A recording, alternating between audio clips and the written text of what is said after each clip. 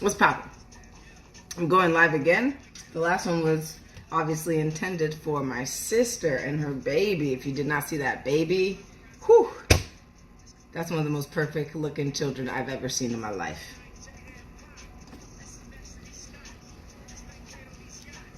I want to make a couple of things abundantly clear to everyone who watches.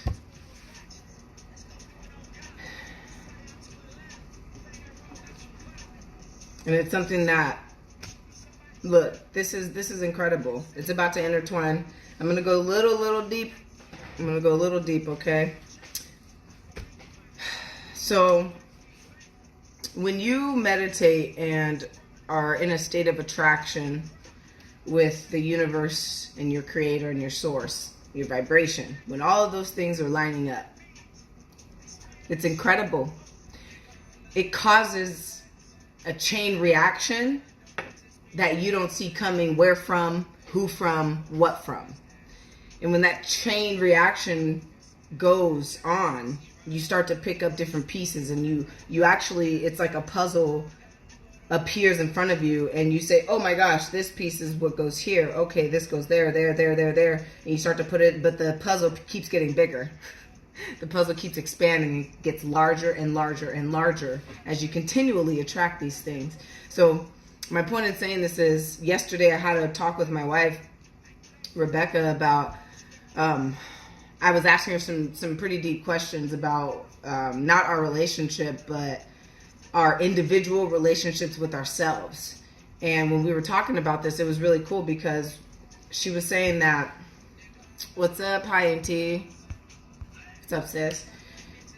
She was telling me, it's funny, man, she knows a lot about me, man. She knows, sorry, I turned off my notifications, but she knows a lot about me and like what goes on in here, even though she may not communicate it with me, because of times like this. This is how I know. I was asking her things, and she was saying, look, I think you're looking at it wrong, Makaiza. I think you're looking at what you're trying to do in the wrong way. And she asked me, what is the vision and the goal that I have for myself in the future?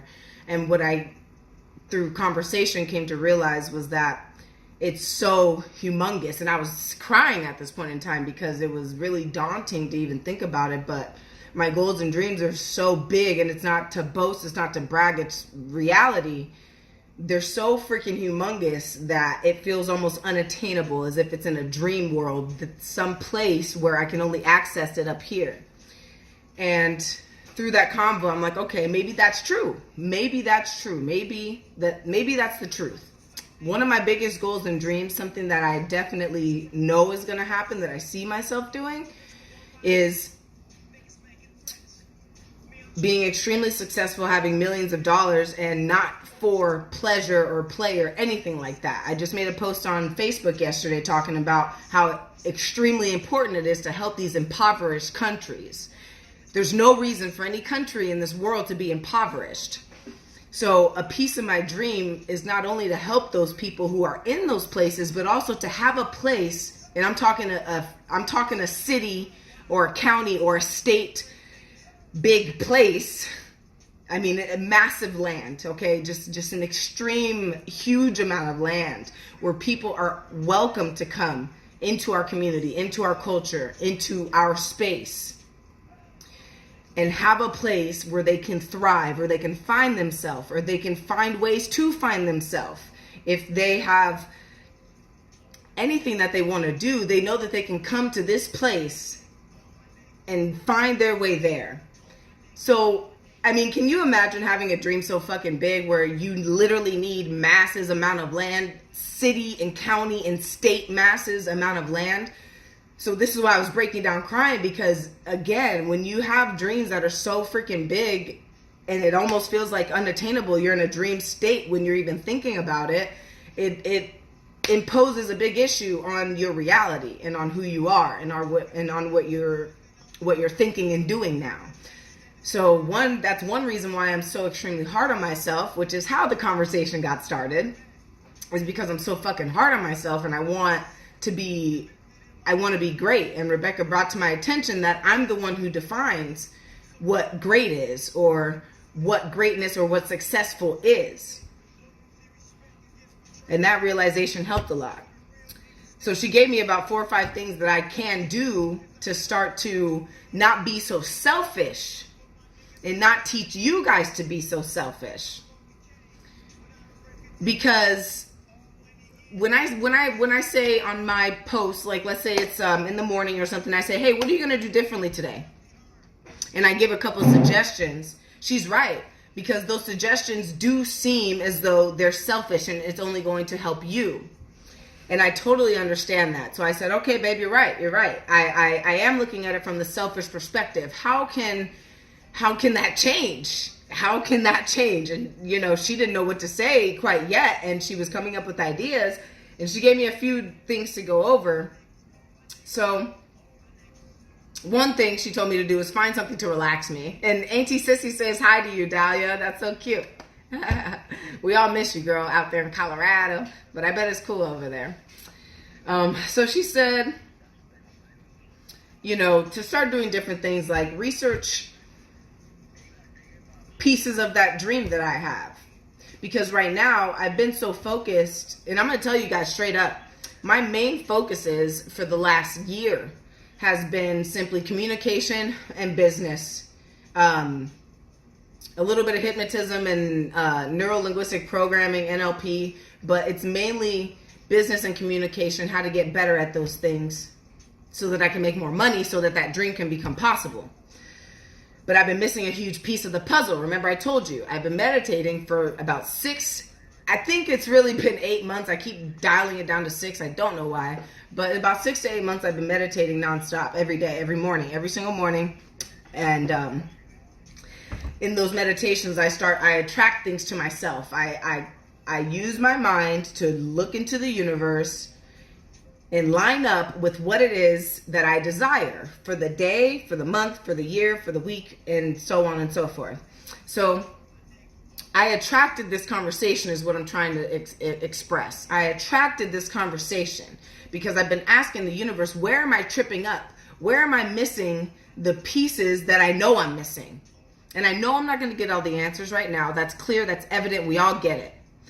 But as I continually attract these things to me, this conversation came, and this convo just opened up everything. It just opened up the floodgates. I've been too focused on how to make the money portion of it versus doing the actual act in which I want to do, which is to help people, which is to give, which is to volunteer, which is to bring joy. And I do that on social media, I hope. I know a lot of the stuff I say is hard to hear, and it's a lot of punches in the face. So I'm not going to change that. I'm just not. But that piece that I was missing, this is where it was. This is a piece of the piece I was missing, was the contribution portion of it. I donate money, that's fine. Donating money is one thing, but actually being there in the mix, in the groove of it all is what I'm missing. I'm missing the action. I'm missing the presence of these children, of these people. I'm missing all that. And that's the piece that I feel like has been just gone and completely erased out of my head. So I'm so grateful for that conversation we had yesterday. And Rebecca told me to stop overthinking, find something to relax me. And that sounds funny, but she knows me probably better than anyone else right now, because we live together. Whoever you live with knows you best, right?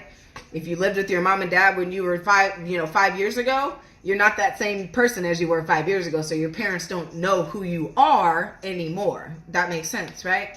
So Rebecca knows me better than anyone else on this planet, just about. And what she knows about me is that I do not relax. I do not chill. Like, I have no pause button. There's no okay, rest. No, I don't choose when I do that. It just, I overwork myself and it happens.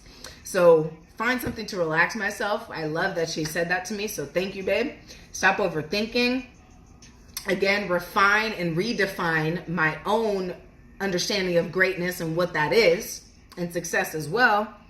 Research more on how to help, things I can do to be active now. And also encourage you all to do the same. So you'll be seeing more of that, which is why I have the fundraiser down here for the Epilepsy Foundation of America. That's not only to support me, but to support other people who have the same or similar conditions as myself. You know, and I'm just going to be doing more and more. So I appreciate you watching this. Thank you so much. I'm going to peace out. I think that's the conclusion of this video. I think that that's long enough. 10 minutes, perfect timing. Thank you for joining, AT and Dahlia. I love you guys. Mwah. And I'll read your post in a few, AT.